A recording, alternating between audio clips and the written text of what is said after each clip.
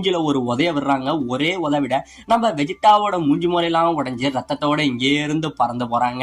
பறந்து போக இவன் மறுபடியும் நம்ம வெஜிடா முயற்சியை விடாம பறந்து வந்து நம்ம ரக்கும சரமாரியா போட்டு குத்துறாங்க. குத்துகளை சரமாரியா போட்டு பாச்ச எல்லா குத்துகளையுமே நம்ம ரக்கும் அழகாவே டாட்ச் பண்ணிட்டு இருக்காங்க. இப்படியே டாட்ச் பண்ணிட்டு இருக்க நம்ம ரக்கும் என்ன பண்றான், திருப்பிட்டு அவன் ஒரு குத்து ஒண்ணு விடுவாங்க. அப்படியே இங்க இருந்து வெஜிடா பறந்து போறான். இப்படியே வெஜிடா பறந்து போக மறுபடியும் நம்ம வெஜிடா என்ன பண்றான், அவனோட லேசர் பவர்கள்னால இங்க இருந்து நம்ம ரக்கும் அடிக்க அது எல்லாத்தையுமே டாட்ச் பண்றாங்க. டாட்ச் பண்ணிக்கிட்டு நம்ம ரக்கும் திடீர்னு மறைஞ்சு நம்ம வெஜிடாவோட தலைக்கு பின்னாடி வந்து ஒரு அடி ஒண்ணு வைப்பான் பாருங்க.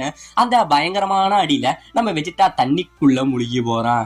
இவன் தண்ணிக்குள்ள முழுகி போக இந்த பக்கம் நம்ம கிர்லின் கோஹானு இதை பார்த்து பயங்கரமா பயந்துகிட்டு இருக்கானுங்க. அவ்வளவுதான் வெஜிடாவுக்கு அவன் கதை முடிஞ்சிட்டான்னு சொல்லிவிங்க பயந்துகிட்டு இருக்க. இந்த பக்கம் நம்ம ரெக்கும் என்ன சொல்றான், ஏ வெஜிடா எப்படியும் இந்த அடியில நீ செத்துருக்க மாட்டேன்னு எனக்கு தெரியும், அவ்வளவுதான் உன் பவரா, சீக்கிரம் என் கூட வந்து சண்டை போடுறா, நானும் உங்க கூட விளையாடணும்னு ஆசையா இருக்குங்கிற மாதிரி சொல்ல இந்த பக்கம் வெஜிடா அப்படியே தண்ணிக்குள்ள நீந்தி மறுபடியும் இங்க இருந்து மேல வராங்க.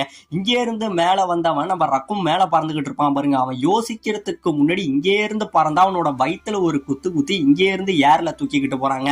ஏர்ல தூக்கிக்கிட்டு போனவன் சும்மா விடாம அவன் வயிற்றுல சரமாரியா போட்டு குத்த நம்ம ரக்கும் வழியில துடின்னு துடிக்கிறாங்க. ஆனா உண்மையிலே துடிக்கலங்க, இது அப்படியே நடிப்பு. மறுபடியும் சிரிச்சுக்கிட்டே என்ன பண்றான், நம்ம வெஜிடாவோட தலையை அப்படியே கோத்து பிடிச்சி நம்ம வெஜிடாவை அப்படியே என்ன பண்றான், மேல இருந்து தலையில